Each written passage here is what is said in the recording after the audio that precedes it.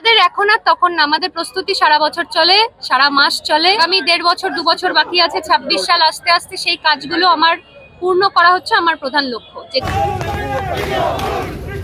21শে জুলাইয়ের সমর্থনে এদিন এক বিশাল পদযাত্রা আয়োজিত হয় সোনারপুরে।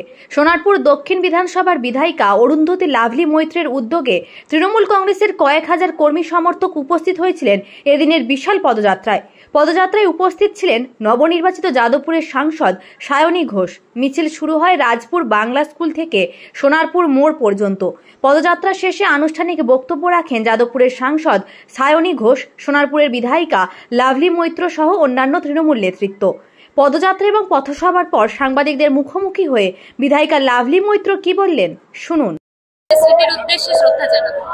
আজকে দেখলাম বিপুল মানুষ এখানে যোগদান করেছে, তো এটাতে কারণ 21শে জুলাই আমাদের সবার কাছে আবেগ।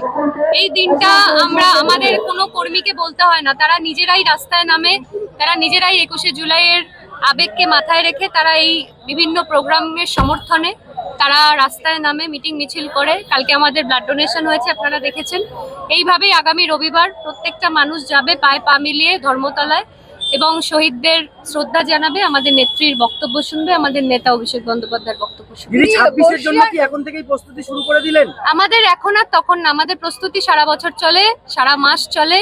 কারণ আমরা 24 ঘন্টা 365 দিন রাস্তায় থেকে মানুষের জন্য কাজ করি, মানুষের পরিষেবা দিই।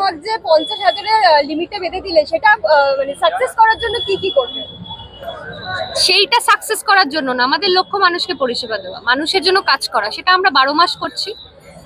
আরো কি কি কাজ বাকি আছে, কি কি সমস্যা মানুষের সমাধান করতে বাকি আছে, সেগুলো আমরা দেখব। এবং আগামী 1.5 বছর 2 বছর বাকি আছে, 26 সাল আস্তে আস্তে সেই কাজগুলো আমার পূর্ণ করা হচ্ছে আমার প্রধান লক্ষ্য। যে কাজ বাকি আছে সেগুলো আমরা শেষ করব।